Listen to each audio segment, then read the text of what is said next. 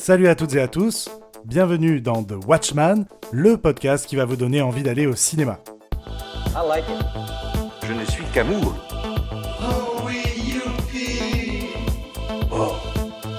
Je suis Kevin Robert, votre guide des salles obscures, et aujourd'hui je vous parle de la zone d'intérêt.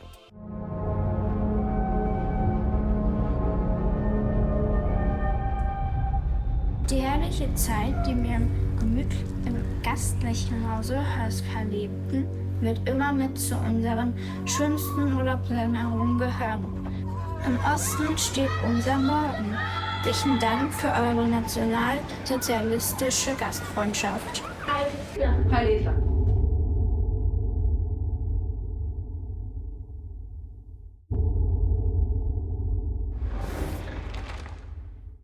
La zone d'intérêt de Jonathan Glaser est un drame historique basé sur le livre du même nom écrit par Martin Amis. Il nous plonge dans la vie quotidienne de la famille de Rudolf Höss, le commandant d'Auschwitz. La zone d'intérêt est le terme utilisé par les officiers SS pour désigner les 40 km² autour du camp de concentration. L'art cinématographique qui accompagne l'histoire de notre humanité depuis plus d'un siècle a pour but de témoigner et de documenter, notamment sur la Seconde Guerre mondiale. Pourtant, il subsiste un vide car il n'existe pas d'image de l'Holocauste. Il nous reste uniquement celle prise lors de la libération des camps, lorsque les Alliés ont découvert les massacres de masse commis par les nazis. Encore aujourd'hui, l'éthique cinématographique est remise en question par cette lacune insoluble. Alors, j'ai une interrogation sur laquelle nous pouvons légitimement nous pencher. Est-ce que le cinéma peut tout représenter ? À cette question, nous répondrons fermement que rien ni personne ne peut restituer l'annihilation de l'humanité. Et parce qu'elle est irreprésentable, l'abomination ne nous est jamais montrée durant ce film. Jonathan Glaser choisit alors de se focaliser sur la vie bucolique que mène ce couple, leurs enfants et servants. Cadeaux d'anniversaire, réception de la grand-mère, glissade en toboggan dans la piscine ou encore pique-nique à la rivière. Par une mise en scène très simple et efficace, le réalisateur britannique décrit une banalité du quotidien extrêmement dérangeante. Nous passons une grande partie du film à l'intérieur de cette maison par le biais d'un dispositif assez inédit. En effet, de nombreuses caméras sont disposées dans l'entrée, le salon, la cuisine, les chambres, le jardin, bref, toutes les pièces et extérieures, comme si nous sommes en train de les observer cliniquement.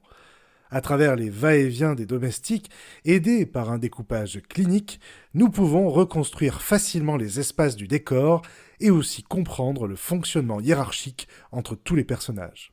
Implantées comme des caméras de vidéosurveillance, elles donnent beaucoup de liberté aux acteurs qui peuvent jouer librement et renforcer le côté surréaliste de la situation. L'horreur de la Shoah prend forme lorsque le commandant Höss discute avec ses ingénieurs dans son bureau. Ils décrivent froidement et avec technicité l'industrialisation de la mort à grande échelle par une mécanique réglée comme du papier à musique. Cette machine génocidaire est constamment présente tout au long de l'œuvre. Lorsque la femme du commandant essaye un manteau de fourrure, notre sang ne fait qu'un tour. Quand elle sort des poches un rouge à lèvres et qu'elle demande à sa domestique une reprise de couture, nous sommes effondrés. Lorsque les enfants jouent aux osselets avec des dents prélevées sur des cadavres ou lorsque des cendres sont utilisées comme engrais pour des plantes, nous ne pouvons qu'imaginer les atrocités commises. Parfois, la fumée d'un train ou celle d'un four crématoire fait irruption dans le cadre.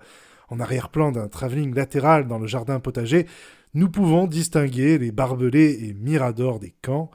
Seuls les personnages ne semblent pas les voir. Leurs corps, d'ailleurs, ne sont jamais tournés vers les camps comme pour souligner leur aveuglement. Plus puissant encore que ce qui nous est donné de voir ou de ne pas voir, ce sont aussi et surtout les bruits que nous entendons. Cris, coups de feu, aboiements et sons sourds continus que nous pouvons attribuer à ceux des fours crématoires. Notre ouïe est un sens qui nous met à rude épreuve. Aussi, la musique dissonante de Mica Levi contribue grandement à cet inconfort. Christian Friedel et Sandra Hüller sont impeccables et parfaitement inquiétants. Suivre ces personnes dans leur cage dorée nous questionne sur leur part d'humanité Ils nous paraissent étonnamment plus proches de nous que ce que l'on pourrait imaginer.